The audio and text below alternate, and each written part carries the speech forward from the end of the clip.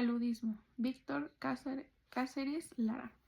La noche iba poniendo oscuros toques de angustia en los ángulos de la habitación destartalada, donde el aire penetraba sometiendo a racionamiento riguroso y donde la luz, aun en la hora más soleada del día, no alcanzaba a iluminar plenamente.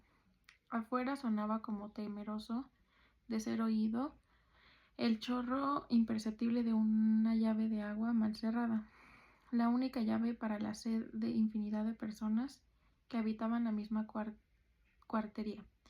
Un niño imploraba pan a voz en cuello y la madre, posiblemente por la desesperación, le contestaba su pedido con palabras groseras.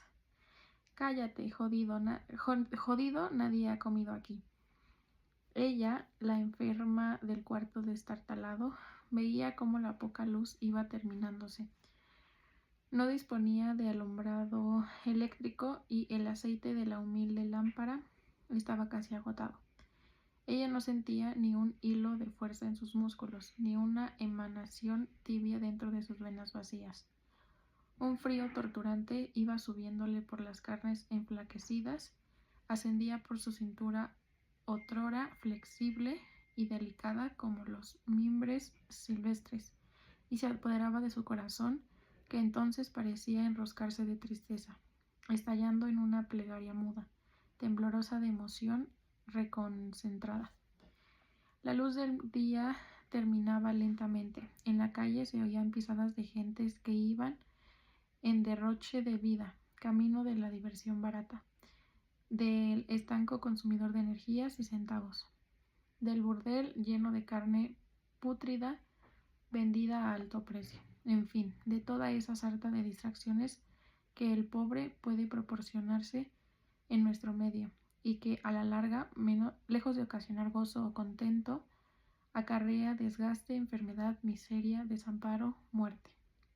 Ella, ahora en la tarde que afuera tenía gorgojos alegres, se sentía morir. Sentía que la pálida se enroscaba en su vida e iba asfixiándola lenta, implacable, seguramente, mientras un frío terrible le destrozaba los huesos y le hacía tamborilear enloquecidamente las sienes. Abandono total en torno a ella. Nadie llegaba con una palabra, con un mendrugo de cariño, con un vaso de leche. Ella misma tenía que salir, entre uno y otro de los fríos de la fiebre, a buscarse el pedazo de tortilla dura que comía, vacío y en la imposibilidad de comprarse un poco de con qué. En sus salidas pedía limosnas y las había estado obteniendo de centavo en centavo, tras de sufrir horribles humillaciones. Y ella no podía explicarse el porqué del abandono que sufría.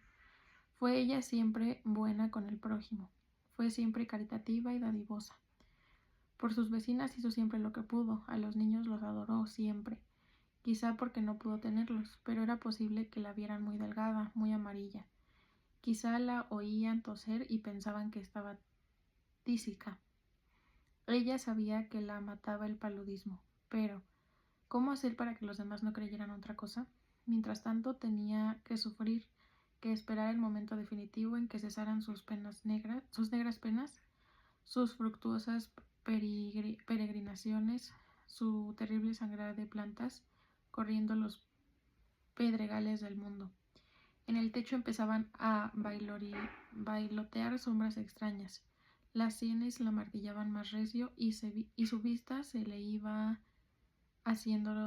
hacía lejanías remotas.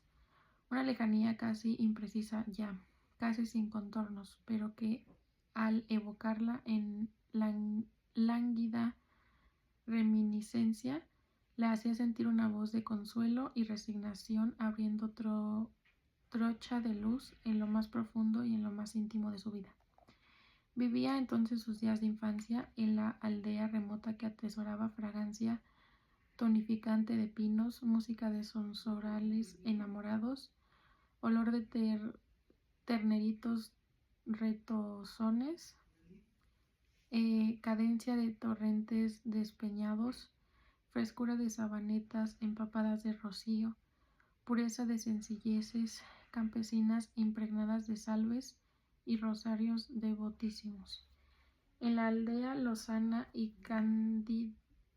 cándida vio cómo se levantaban sus senos robustos y cómo le vibraban las carnes a los impulsos primeros del amor sencillo, sin complicaciones civilizadas, pero con las dulzuras agrestes de los idilios del hongo.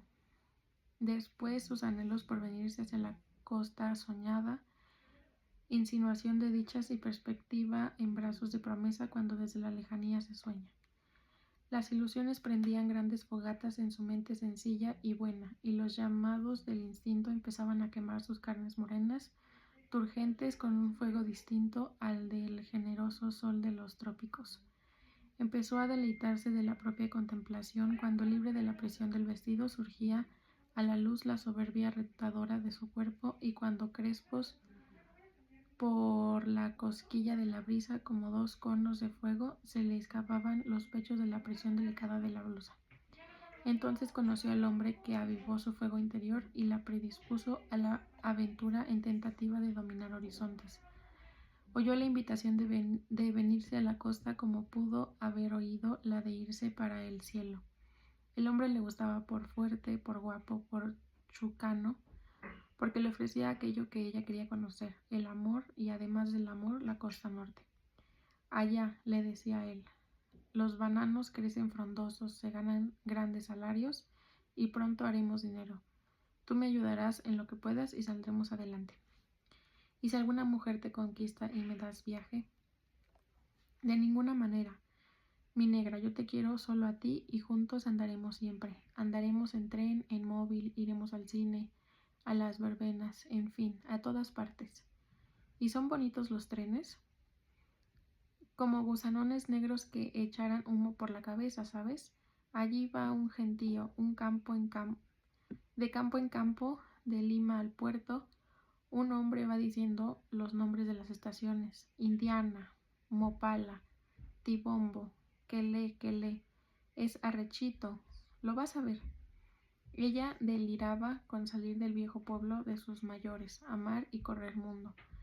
Para ella su pueblo estaba aletargado de una noche sin amanecer y de nada servía su belleza. Acodaba junto al riachuelo murmurante de encrespado lecho de riscos y de guijas. Quería dejar el pueblito risueño donde pasó sus años de infancia y donde el campo virgen y la tierra olorosa pusieron en su cuerpo fragancias y urgencias vitales. Así fue como emprendió el camino cerca de su hombre, bajando estribaciones, cruzando bullicios, torrentes, pasando valles calcinados por un sol de fuego entre el concierto monótono de los chiquirines que introducía menudas astiquitas en la monorritmia desesperante de los días. ¿Y qué hombre era su hombre? Por las noches de jornada, durmiendo bajo las estrellas, sabía recompensarle todas sus esperanzas, todos sus sueños y todos sus deseos. A la hora que las tinieblas empezaban a descender sobre los campos, cuando la noche era más prieta y más espesa, cuando la aurora empezaba a regar sus arreboles por la lámina lejana del oriente, ella sentía la impetuosidad, el fuego, la valentía, el coraje indomeñable de su hombre y sentía que su entrada se le encrespaba en divinos pálpitos de esperanza y de orgullo. Llegaron por fin a la Lima y empezó la búsqueda de trabajo. Demetrio lo obtenía siempre porque por sus chucanadas era amigo de capitanes, timekeepers y mandadores, pero lo perdía luego porque en el fondo tenía mal carácter y por su propensión marcada a los vicios. Montevista, Omonita, Mopala, Indiana, Tibombo, los campos del otro lado, en fin. Cuánto sitio tiene abierto la frutera, conoció la peregrinación en ellos en la búsqueda de la vida. Unas veces era en las tareas de chapia, otras como cortero o juntero de bananos, después como irrigador de verano, cubierto de verde desde la cabeza hasta los pies, siempre de sol a sol, asándose bajo el calor desesperadamente a la hora del mediodía, hacía rechinar la fatiga las hojas de las matas de banano. Por las noches el hombre regresaba cansado, agobiado, mudo de la fatiga que mordía los músculos otrora elásticos como la fiera de las selvas. En varias oportunidades se enfermó él de paludismo y para curarse acudía con más frecuencia al aguardiente. Todo en vano, la enfermedad seguía, y suspender el trabajo era morirse de hambre. Trabajaban por ese tiempo en Kelekele. Ella vendía de comer y él tenía una pequeña contrata. Una noche de octubre los hombres levantaban el bordo poniéndose montañas de sacos de arena. Las embestidas del Ulúa eran salvajes. Las aguas sobrepasaban el nivel del dique y Demetrio desapareció entre las tumultuosas aguas que minuto a minuto aumentaba el temporal. Quedó sola y enferma también de paludismo. Como un nudo en el alma dejó los campos y se fue al puerto. Anduvo buscando qué hacer y solo en los marinos pudo colocarse en trabajos que nada le enorgullecían, sino que ahora, al evocarlos, le hacían venir a la cara los colores de la vergüenza. Miles de hombres de diferente catadura se refocilaban en su cuerpo, enferma y extenuada, con el alma envenenada para siempre. Dejó el garito y vino a caer a San Pedro Sula. El paludismo no la soltaba. Cada día las fiebres fueron más intensas y ahora se encontraba postrada en aquel pobre catre, abandonada de todos mientras la luz se iba y sombras atemorizadas le hacían extrañas piruetas cabalgando en las vigas del techo. Sus ojos que supieron amar son ahora dos lazos resecos donde solo perdura el sufrimiento. Sus manos descarnadas no son promesa de caricia ni de tibieza embrujadora. Sus senos flácidos casi ni se insinúan bajo la zaraza humilde de la blusa. Pasó sobre ella el vendaval de la miseria y se insinúa como inseguridad única la certeza escalofriante de la muerte. En la calle varios chillidos juegan enloquecidos de júbilo. Una pareja conversa acerca del antiguo y nuevo tema del amor. Un carro hiere el silencio con la arrogancia asesina de su claxon. A la distancia, el mixto deja oír la estridencia de su pito y la vida sigue porque tiene que seguir. Fin. Yo creo que esto narra más que nada como por una parte, lo que es estar pasando por un momento difícil y que las demás personas no lo sepan. Es como esas frases que dicen, si haces algo y te equivocas, la vida va a seguir, ¿no? Y creo que en este caso es, si ella muere, la vida va a seguir. Al final, a lo mejor el que está afuera no se va a dar cuenta, no nada. Pero creo que me llama mucho la atención el hecho de que sí marca como una diferencia en cuanto a que narra que lo conoció al hombre y el hombre le dijo, no, pues vámonos y lo que sea, y ella como que dejó su vida muy fácil. Por lo que entiendo, el paludismo se lo pegó él. Entonces, pues digo, al final como que iban en busca de tener una buena vida y todo. Y pues al final creo que su plan no le salió muy bien. Pero creo que algo que es importante es que ella pues no lo dejó.